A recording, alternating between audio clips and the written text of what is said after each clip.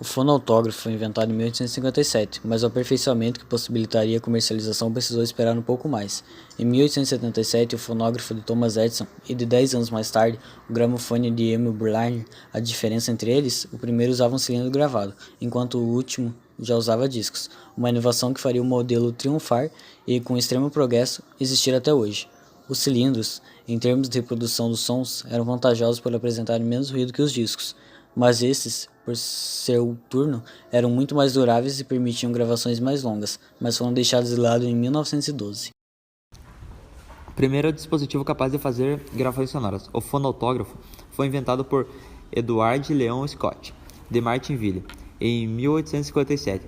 Em 1853, Scott estava fascinado com os recursos de transcrever sons vocais e surgiu a ideia de construir a máquina. O impressor Oliveira Scott de Martinville gravou diversos trechos de músicas em sua invenção e dessa forma inventou a gravação sonora. O aparato consistia de uma estrutura metálica, aberta de um lado e fechada com o diafragma do outro, conectada a uma agulha que era posta sobre uma folha de papel escurecida com fumaça. Conforme a pessoa falasse, cantasse ou tocasse um instrumento musical próximo ao bocal, as vibrações do ar eram transmitidas para a membrana, em seguida transmitidas para a agulha, que produzia desenhos da trilha sonora no papel. Outros fonautógrafos foram feitos entre 1857 e 1859, porém, esses foram considerados ininteligíveis por terem qualidade extremamente baixa e irregularidade de velocidade. A reprodução do som aconteceu só alguns anos depois, mais especificamente em 1877, com a invenção do fonógrafo pelo estadunidense Thomas Edison. No fonógrafo, o som era confinado por uma corneta acústica também conectada a um diafragma, que transmitia as vibrações sonoras para uma agulha, responsável pela gravação de sulcos em um cilindro de papelão, madeira ou vidro. O aparelho servia também para reproduzir o que fosse gravado no cilindro, mas nessa situação a corneta servia para amplificar o áudio. A máquina de Edison funcionava muito bem, mas cada gravação necessitava de uma nova execução da música. Assim, se alguém quisesse gravar 6 cilindros, precisava executar a música 6 vezes, uma para cada cilindro. Essa dificuldade foi resolvida pelo alemão Emil Berliner, que em 1888 desenvolveu o gramofone. Similar ao fonógrafo, o equipamento elaborado por Berliner também era capaz de gravar e reproduzir sons. Porém, esse registro da gravação era feito em um disco de zinco recoberto por uma fina camada de cera. Ao mergulhar essa placa em uma solução ácida, era produzido um molde em baixo relevo, que possibilitava a criação de inúmeras cópias com resinas naturais e posteriormente sintéticas, originando assim a gravação musical em escala industrial. Ondas sonoras são ondas mecânicas que vibram em uma frequência de 20 a 20 mil Hz. Sons com frequência abaixo de 20 Hz são chamadas de infrassom, e acima de 20 mil Hz chamadas de ultrassom, sendo normalmente perceptíveis pelo ouvido humano.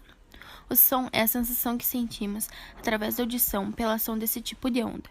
Outra característica importante é que a onda sonora necessita de um meio para se propagar, seja gás, líquido ou sólido.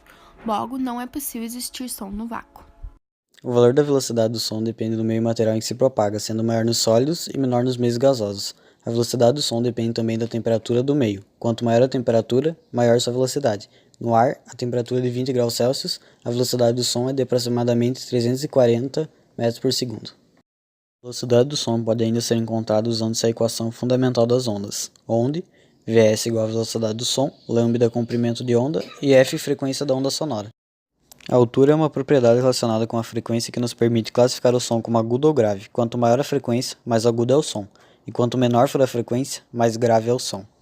Intensidade relaciona-se com a energia transportada pela onda sonora e é o que nos permite classificar o som como forte ou fraco.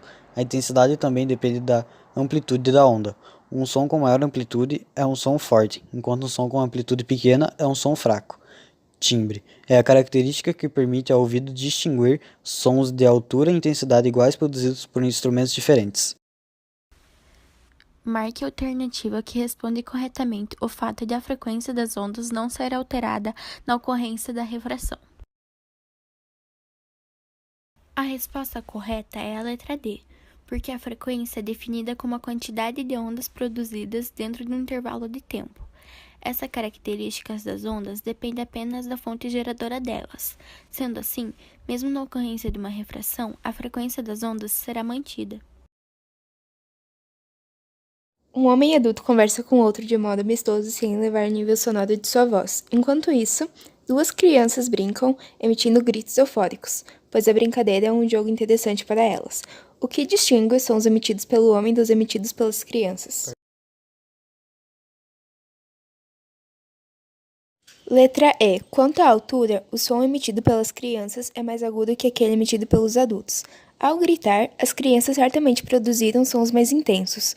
O formato das ondas produzidas por uma criança é diferente daquele produzido por um adulto. Logo, pode-se entender que os timbres são mais distintos. Determinada fonte produz ondas no ar com comprimento de onda igual a 2 mm.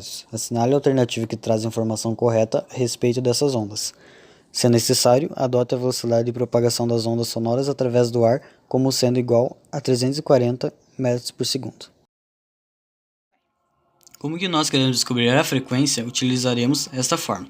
Utilizando os dados que a questão deu, nós temos F igual a 340 sobre 0,002 metros, porque tem que estar em metros, o que vai dar um resultado de 170 mil Hz. 170 mil.